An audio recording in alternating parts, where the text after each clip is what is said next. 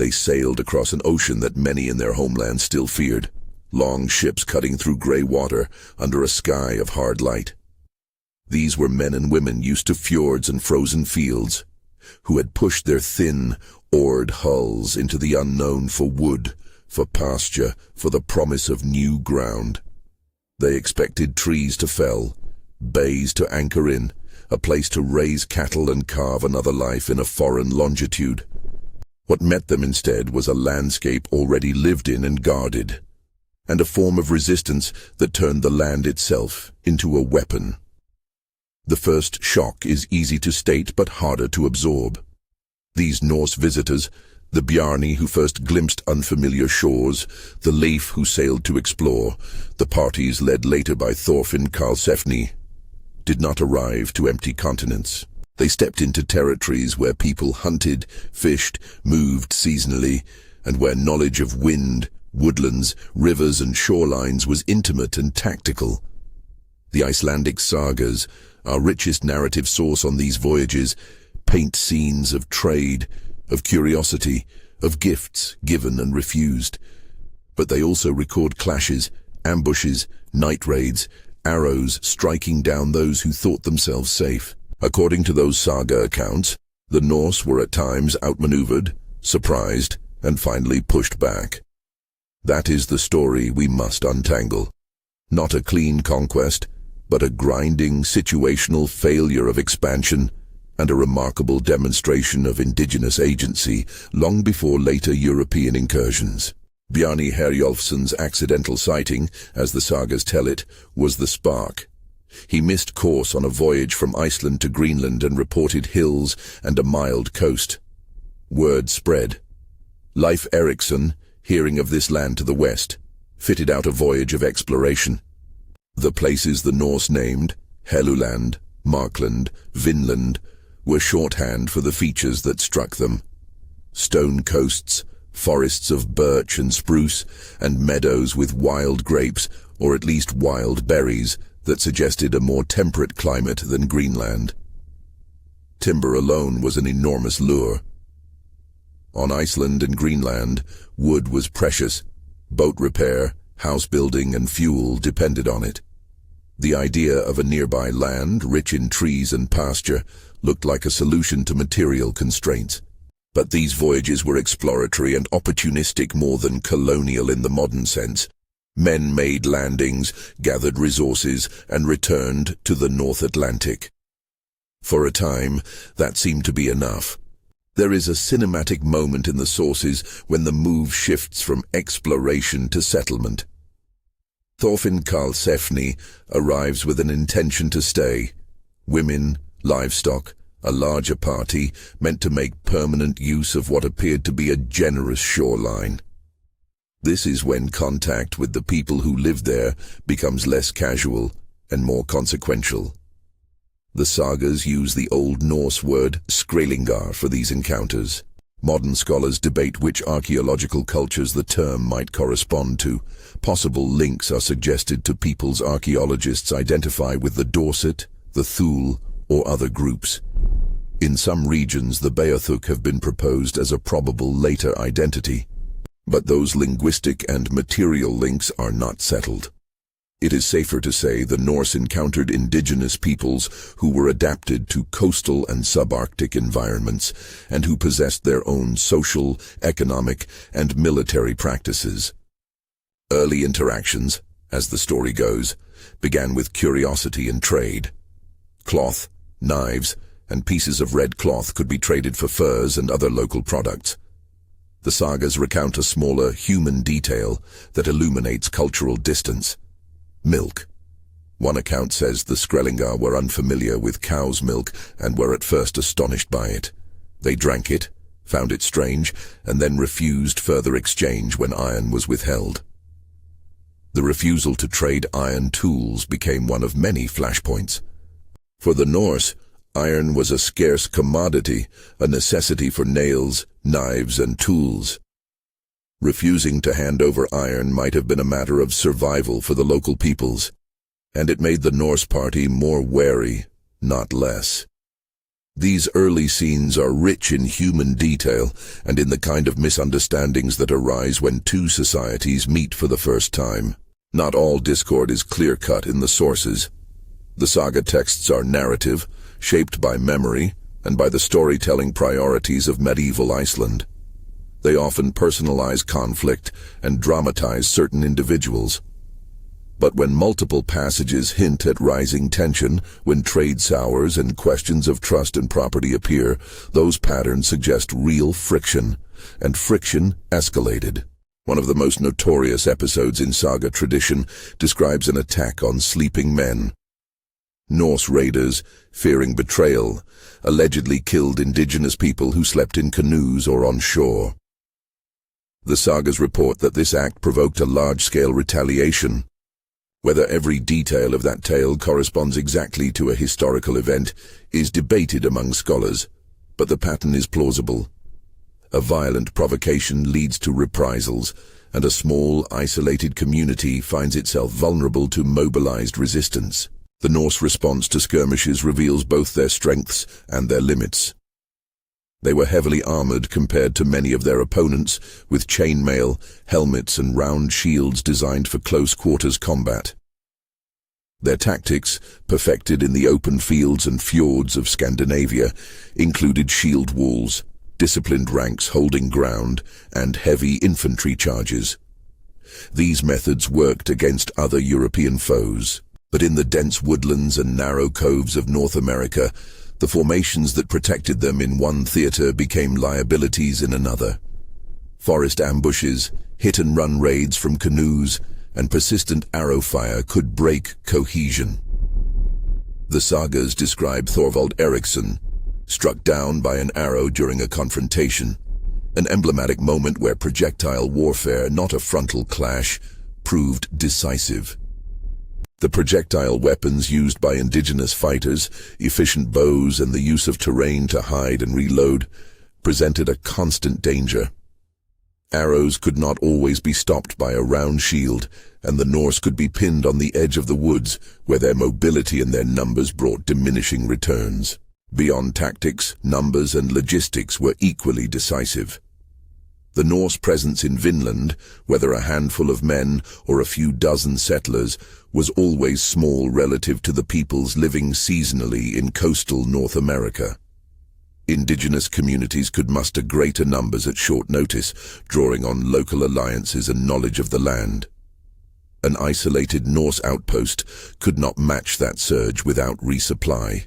Scholars emphasize the attritional nature of such conflicts.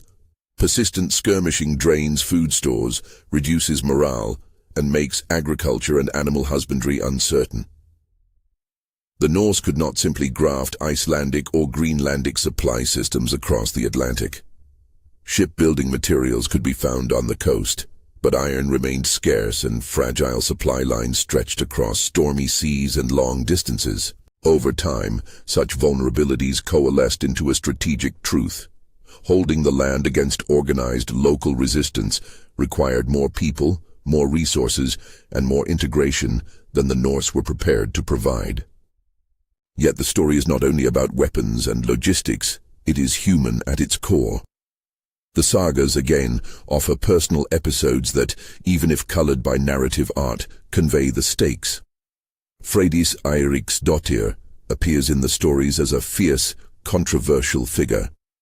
One saga describes her brandishing a sword and frightening off attackers, though the dramatic flourish may serve saga rhetoric more than it serves as a documentary record. Births and deaths occur in these narratives. Snorri, said to be born in Vinland, symbolizes a fragile family life, half a world from home. The daily rhythms of a settlement, standing watch, repairing a hull, tending a small garden while listening for muffled sounds in the wood, are the kind of images that make the Norse attempt so poignant. They were not imperial legions marching with banners. They were small groups of settlers and explorers, exposed to the elements and to the political realities of a lived landscape. We must be careful here. The sagas are valuable but imperfect. Icelandic saga material blends oral memory, family legend, and literary shaping that occurred centuries after some events. Archaeological evidence provides grounding, and the site at Lons Meadows on Newfoundland is a critical anchor. Excavations there have revealed Norse-style turf buildings, ironworking debris, and artifacts consistent with short-term settlement and ship repair. Those finds strongly suggest a Norse presence and seasonal activity in the early second millennium, material confirmation that supports parts of the narrative. But Lons Meadows does not prove a broad, long-lived Norse colonization of the continent. Scholars debate the scales and durations of occupation, and many emphasize that archaeological certainty about identities, numbers, and the precise nature of interactions remains limited. When conflict hardened, indigenous tactics revealed sophistication and strategic intelligence. Hit-and-run attacks from boats allowed fighters to pick their moments, withdraw quickly to ready a cover, and avoid the prolonged wrestle of melee. Terrain advantage, especially in forests and narrow coastal approaches, denied the Norse their preferred space for organized formations. Psychological methods amplified those material advantages. Feigned approaches, sudden volleys of arrows from ambush, and the sight of bodies found in the night all contributed to a rising fear. The Norse, far from an unstoppable war machine, were vulnerable to attrition in the face of relentless harassment. It is no accident that the sagas remember not a pitched battlefield takeover, but a grinding attrition that made the simple calculus of settlement unviable. Another factor often overlooked is cultural mismatch and resilience.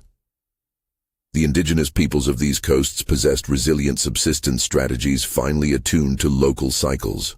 Seasonal coastal hunting, fishing and foraging that required mobility and was therefore hard to displace by a small sedentary group. The Norse plan to raise livestock and establish fields collides with those rhythms. Animals needed pasture, wood for winter, and a level of continuous protection that a sparse transatlantic community could not guarantee. Even if a year seemed good, timber gathered, a harvest secured, success required continuity of supply, which the North Atlantic environment did not promise easily. In many ways, the decision to leave Vinland, where it occurred, reads as rational and pragmatic. It was not a simple defeat in the heroic sense. It was a strategic recalibration. The costs of staying, constant vigilance, dwindling iron, the inability to safely expand past a vulnerable coastal strip, outweighed the benefits for communities whose lives remained anchored in Greenland and Iceland. The sagas frame departures with a mixture of regret and relief. Archaeology and careful scholarship suggest that Norse presence in North America was episodic, significant for its boldness and for the brief contacts it produced, but not an enduring colonial implant. This is an important nuance. The Norse presence mattered historically, but it did not transform the continent's demography or political order in any lasting way. That nuance brings us to the heart of the shocking truth the title promises. Resistance here was not incidental. Indigenous peoples in the Atlantic fringe were neither passive observers nor hapless victims waiting for inevitable takeover. They used their knowledge of boats, coastlines, and wooded terrain to defend their livelihood. Their actions, strategic, communal, and adaptive, shaped the course of Norse ambition. 5 centuries before Columbus, Europeans arriving on these shores encountered deliberate, effective resistance that checked permanent settlement. That challenges the old romantic image of discovery as a unilateral European triumph. It also complicates the notion that earlier arrivals automatically translate into control. We should also be cautious with the romanticized, cinematic versions of individual heroics the sagas often favor. Freydis's boldness, Thorvald's fatal arrow, even the image of raiders attacking sleeping men are all framed in saga rhetoric. They teach us more about memory and identity among the Norse than they do as exact battlefield transcripts.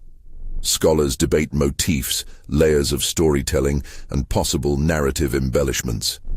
Some suggest that acts recounted as private vendettas may instead reflect larger social tensions or misunderstandings later coded into family sagas. Others propose environmental or epidemiological explanations for changing patterns of contact. Some have speculated on disease transmission or resource pressures as contributing to intermittent abandonment. These theories are intriguing but at present often speculative. They expand the interpretive possibilities without replacing what the material record actually shows. One image stands out in closing. Imagine a small cluster of turf houses along a wooded shore, smoke rising, a child crying, human life caught between two worlds. Across the inlet, people in birch canoes watch and decide, engage now or wait. That watchfulness, that decision-making, is the essential reversal of the old story. Instead of an empty land to be claimed, the North American Atlantic coast was a theater of contest, contingent alliances, and meaningful resistance. The Norse left pieces of their story in sagas and in a handful of archaeological traces. Indigenous communities left far more durable marks. Their continued stewardship of the land, their strategies of defense, their survival and adaptation. The broader lesson is less about who won and more about the limits of expansion when technology, logistics, and local knowledge collide. The Norse were seafarers of extraordinary skill, but skill alone could not overcome the complexity of a living landscape defended by its inhabitants. And the memory of those encounters, recorded unevenly, remembered vividly, debated in scholarship, should nudge us toward a more respectful understanding of early contact. The people the Norse called Skrællingar were agents, not background. Their choices shaped historical outcomes long before later centuries of colonial pressure. If this reframing surprised you, tell us which part of the Viking Vinland story you found most unexpected. Did you imagine a conquering role, or did you suspect resistance? If you love these historical reversals that complicate the comfortable myths, like the video and share what shocked you most in the comments. History often presents itself as tidy headlines, but real encounters are messy, human, and morally complex. The Norse voyages to North America opened a window into what happens when distinct worlds meet without prearranged rules. The legacy is not a simple tale of European discovery.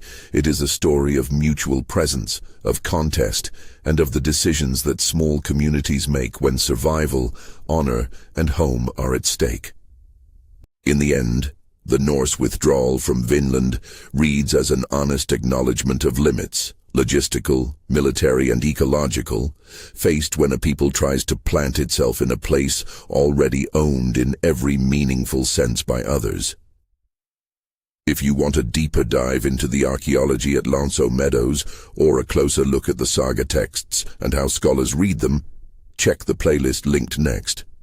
Subscribe for more episodes that challenge common myths and bring the past into clearer focus.